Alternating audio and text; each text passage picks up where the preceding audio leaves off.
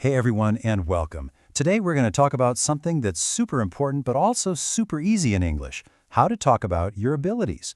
By the end of this, you'll know exactly how to say what you can and can't do. So let's just jump right in. So before we even get into the grammar, just take a second to think, what are some things that you can do? Can you cook? Maybe you can play an instrument or speak another language. Just keep those ideas in your head because we're going to come back to them in just a little bit. Okay, first things first. Before we can start building sentences, we need the right words, right? We need those basic building blocks, the verbs, the action words. Let's take a look at some really common ones. So here are a few you'll see all the time. Cook, drive, swim, speak, dance, and run. These are the kinds of powerful, simple words we're going to use to talk about what we're able to do. And hey, I bet you already know most of them. All right, so we've got our verbs, now for the grammar. And I've got some really good news for you. The rules for can and can't are so simple. Honestly, it might be one of the easiest grammar rules in the entire English language. Let's break it down. So what is can all about? It's just about ability. It's a really quick way to say that you're able to do something. So if I say, I can swim, it just means I have the ability to swim. That's it. It's that easy. And check this out. This is basically all you need to know.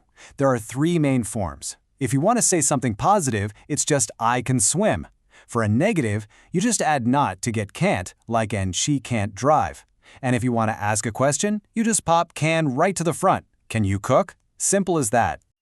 Okay, now listen up, because the next slide has the one single, most important rule you need to remember about this.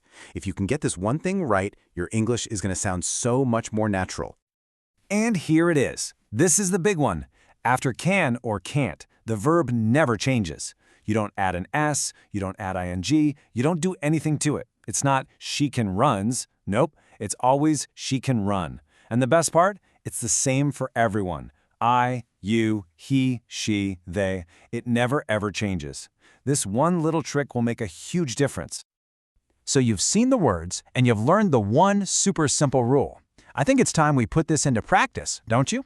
Let's do a quick challenge to see how you do. You ready? Okay, here's our first one. A bird, fly. Should that be can fly or can't fly? Have a little think. Of course, a bird can fly. That's their special ability. Awesome job if you got that one right. All right, what about this next one? A rock, move. Can a rock move or can't a rock move? You got it. A rock can't move. Not by itself anyway. It just doesn't have that ability. So we have to use the negative form, can't. Okay, and here's the last one for our little quiz. Think about a little kid, my little brother, drive a car. Is that a can or a can't? Exactly. My little brother can't drive a car. He's way too young. He doesn't have that ability. You're getting the hang of this. This is great. Okay, awesome. Now that you've got the basic sentences down, let's add a little bit of detail. Let's level up. Because it's one thing to say you can do something, but it's another to say how well you can do it. Check out these easy words. They add so much more flavor to your sentences. You could say, I can speak English very well. Or maybe I can play guitar a little bit.